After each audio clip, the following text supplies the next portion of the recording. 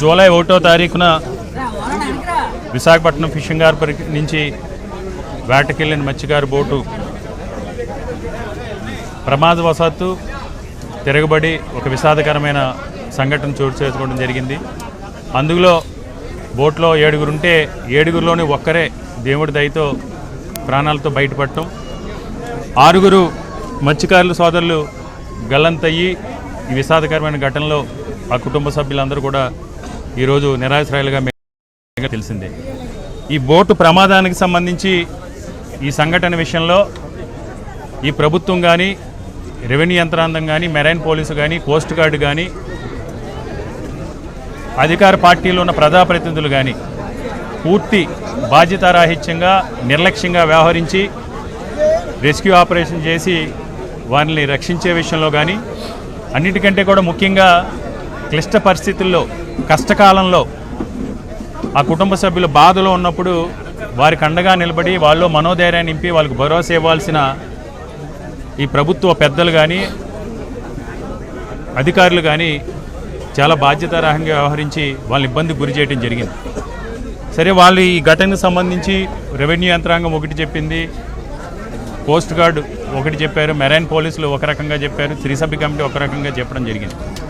సంఘటన జరిగిన తర్వాత వారు గల్లంతయ్యారు, వాళ్ళ ఆచూకీ కనిపెట్టడం విఫలమైంది. రెస్క్యూ ఆపరేషన్ ఆపిన తర్వాత ఆ కుటుంబానికి అండగా నిలిచే విషయంలో ఈ రాష్ట్రంలో ఉన్న ముఖ్యమంత్రి కానీ, అన్ని శాఖలకి అధిపతిగా ఉన్న లోకేష్ కానీ, డిప్యూటీ సీఎం పవన్ కళ్యాణ్ గారు కానీ, అన్నిటికంటే కూడా ముఖ్యంగా రాష్ట్రంలో ఏ మూల ఎలాంటి సేవ చిటుక్కుమన్నా తగుదునమ్మా అని ఈరోజు ఎక్కడికి వెళ్ళినా సరే సబ్జెక్టు ప్రెస్ మీట్లు పెట్టి ఒకదంపుడు ఉపన్యాసాలు ఇచ్చే హోమ్ మినిస్టర్ అనిత గారు కానీ, ఈ ప్రాంతానికి చెంది ఈ జిల్లా నుంచి మంత్రిగా ఉన్న అనిత గారు కానీ వాళ్ళని పరామర్శించడానికి కూడా రాకపోవడం అనేది చాలా దురదృష్టకరం. అన్నిటికంటే కూడా ముఖ్యంగా మత్స్యకార శాఖ మంత్రి అచ్చెన్నాయుడు గారు అయితే ఈ విషయంలో ఏమీ పట్టనట్టుగా ఏదో చేతగానం ఏదో మాట్లాడిన సందంగా మీకు చేత కాదు, అధికారంలో ఉన్న ప్రతిపక్షంలో ఉన్న జగన్మోహన్ రెడ్డి గారు ప్రజాపక్షంగా ఉండు, ప్రజల మధ్య ఉండి ప్రజల కష్టాలను ఎప్పుడు కూడా తీర్చడం ఆయన ముందుండే జగన్మోహన్ రెడ్డి గారి సంఘటనకు సంబంధించి తెలిసిన వెంటనే చలించిపోయి ఆ బాధితుడు ఎవరైతే చిన్న ఉన్నాడో చిన్నతో ఫోన్లో పరామర్శించి తదనంతరం విశాఖపట్నానికి విచ్చేసి ఆ కుటుంబ సభ్యులందరినీ కూడా ఓదార్చి వారికి అండగా నిలబడి ప్రభుత్వం ద్వారా మీకు ఏ రకంగా న్యాయం చేయాలి, మీకు జరిగిన అన్యాయానికి న్యాయం జరిగే వరకు కూడా ప్రతిపక్ష పార్టీగా ఒత్తిడి తీసుకొచ్చి మీకు ₹1 కోటి నష్టపరిహారం ఇప్పించే వరకు కూడా మనం పోరాటం చేస్తాం. లేదంటే రేపు వైఎస్ఆర్ కాంగ్రెస్ పార్టీ ప్రభుత్వం అధికారంలోకి వచ్చిన తర్వాత మన ప్రభుత్వంలో మీకు అన్ని రకాలుగా మేలు చేస్తామని జగన్మోహన్ రెడ్డి గారు మాట ఇవ్వటమే కాకుండా జగన్మోహన్ రెడ్డి గారు సొంత నిధులతో ఈరోజు అధికారం డబుల్ ఇంజిన్ సర్కార్ అని చెప్పుకునే ఈ కూటమి 3 పార్టీలు కలిసి ప్రభుత్వ నిధులు కేంద్ర ప్రభుత్వం నుంచి అయితే, రాష్ట్ర ప్రభుత్వం అయితే, ముఖ్యమంత్రి సహాయ నిధి అయితే, ప్రధానమంత్రి సహాయ నిధి నుంచి అయితే కేవలం ₹10 లక్షలు ఇచ్చి కంటి తుడిపు చరిగా చేతులు దులుపుకుంటే ఈరోజు జగన్మోహన్ రెడ్డి గారు తన సొంత నిధులతో 7 కుటుంబ సభ్యులకి కూడా ₹7 లక్షల చొప్పున ఇవ్వడం జరిగింది. ఇందులో మనం గమనించదగ్గది ఏంటంటే 6 మాత్రం ఇవ్వడం జరిగింది ప్రభుత్వం. ఆ చిన్నాకి సుమారు ₹35 లక్షల ₹40 లక్షల బోట్ని కోల్పోయి నేను ఎందుకు బతుకున్నానో వాళ్ళతో పాటు కూడా దేవుడు నన్ను కూడా తీసుకుపోతే బాగున్నో అని ఈరోజు ప్రతిక్షణం కుమిలిపోతున్న చిన్నాని అసలు పట్టించుకున్న పాపాను పోలే, ఉపాధి కోల్పోయి కుటుంబ సభ్యులు కోల్పోయి ఎంతో పోరాటం చేసి ప్రాణాలతో బయటపడ్డ అతని గురించి అయితే కనీసం ఆలోచన చేసిన పాపాను కూడా ఈ ప్రభుత్వం పోలేదు. పైగా జగన్మోహన్ రెడ్డి గారు వచ్చే వరకు కూడా మొద్దు నిద్రపోయిన అచ్చెన్నాయుడు గారు కానీ, స్థానిక ఉన్న ప్రజాప్రతినిధులు కానీ, ఎమ్మెల్యేలు కానీ జగన్మోహన్ రెడ్డి గారు వచ్చిన తర్వాత వాళ్ళు నోటుకొచ్చిన విధంగా అదే సమయంలో ప్రెస్ మీట్లు పెట్టి ఒకడంటాడు జగన్మోహన్ రెడ్డి గారు ఇన్ని లక్షల కోట్లు ఉంది, అన్ని లక్షల కోట్లు ఉంది, ఇంకా ఇవ్వకపోయినాయి. చంద్రబాబు నాయుడు గారు కానీ, లేకపోతే లోకేష్ కానీ, ఇక్కడ ఉన్న ఎంపీ కానీ, లేకపోతే మంత్రులు కానీ ఈరోజు వాళ్ళు ఏమన్నా వాళ్ళు బతుకుదేరు కోసం ఎక్కడైనా జోలి సాబ్ బతుకుతూ ఉన్నారా? లేకపోతే చంద్రబాబు నాయుడు గారు 2 ఎకరాల నుంచి 3 లక్షల కోట్లకి ఏ విధంగా చంద్రబాబు నాయుడు గారు వచ్చారు? ఈరోజు చంద్రబాబు నాయుడు గారు 3 లక్షల కోట్ల సంపాదన ఉంది కదా. చంద్రబాబు నాయుడు గారు జేబులోంచి 9 పైసలు ఇచ్చే కనికరం కానీ దాతృత్వం కానీ ఆయనకి లేదా? జగన్మోహన్ రెడ్డి గారు వచ్చిన తర్వాత నోటికి వచ్చిన విధంగా మాట్లాడుతున్నారు. ఏది ఏమైనా ఒక గొప్ప మానవతావాదిగా ప్రజల కష్టాలు ఉన్నప్పుడు ప్రజల పక్షాన నిలబడి ప్రజల కోసం నేను ఎప్పుడు ప్రజలకు ఎప్పుడు అండగా ఉంటానని జగన్మోహన్ రెడ్డి గారు తన దాతృత్వాన్ని వారికి సహాయం అందించడం ద్వారా ఈరోజు చాటుకోవడం జరిగింది.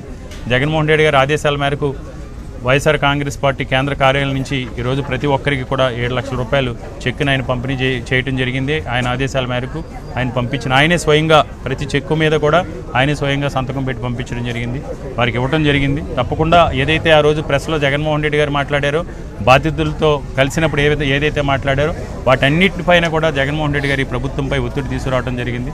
ఈరోజు ఈ చెక్కుల పంపిణీ కార్యక్రమంలో పాల్గొన్న మాజీ మంత్రివర్యులు, వైఎస్ఆర్ కాంగ్రెస్ పార్టీ సీనియర్ నాయకులు, పశ్చిమ గోదావరి జిల్లా రీజనల్ కోఆర్డినేటర్ గుడివాడ అమర్నాథ్ గారికి, అదేవిధంగా మాజీ శాసనసభ్యులు దక్షిణ నియోజకవర్గ సమన్వయకర్త సోదరులు వాసుపల్లి గణేష్ కుమార్ గారికి, నెల్లిమర్ల మాజీ శాసనసభ్యులు సీనియర్ నాయకులు శ్రీ బడికొండ అప్పలనాయుడు గారికి, నియోజకవర్గ సమన్వయకర్తలు ముళ్ళ అప్పారావు గారికి, శాసనమండలి సభ్యురాలు రాష్ట్ర మహిళా అధ్యక్షురాలు సోదరి వరదు కళ్యాణ్ గారికి, అంతేకాకుండా ఈ కార్యక్రమానికి పెద్దలు బొత్స సత్యనారాయణ గారు, అదేవిధంగా మాజీ మంత్రివర్యులు సిదిరి అప్పలరాజు గారు, జిల్లా పరిషత్ విజయనగరం జిల్లా పరిషత్ చైర్మన్ చంద్రశేఖర్ గారు కూడా రావాల్సి ఉంది.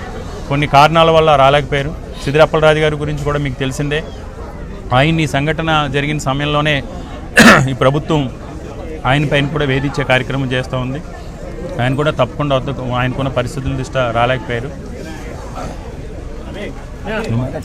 సోదరులు పార్టీ అధ్యక్షులు కేకే రాజు గారు వివరంగా జరిగినటువంటి ఈ ఘటన గురించి, ప్రభుత్వం స్పందించినటువంటి తీరు గురించి,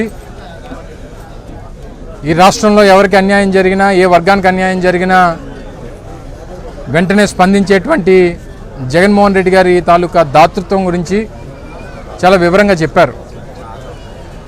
అయితే మొన్న జగన్మోహన్ రెడ్డి గారు కుటుంబ సభ్యులందరినీ కూడా పరామర్శించడానికి విచ్చేసినప్పుడు వారి కష్టసుఖాలు తెలుసుకొని, వారి బాధలు తెలుసుకొని, వ్యక్తిగతంగా పార్టీ పరంగా ఆ కుటుంబాలకి సాయం చేయాలనేటువంటి ఉద్దేశంతో ప్రతి కుటుంబానికి 7 లక్షల రూపాయలు ఆర్థిక సహాయాన్ని వైఎస్ఆర్ కాంగ్రెస్ పార్టీ తరఫున చేస్తామని చెప్పి నిర్ణయం తీసుకొని ఈరోజు ఆ కుటుంబ సభ్యులందరికీ కూడా ఆ చెక్కుల్ని డిస్ట్రిబ్యూషన్ చేసేటువంటి కార్యక్రమానికి అందరం కూడా రావడం జరిగింది. స్పందించాల్సినటువంటి ప్రభుత్వం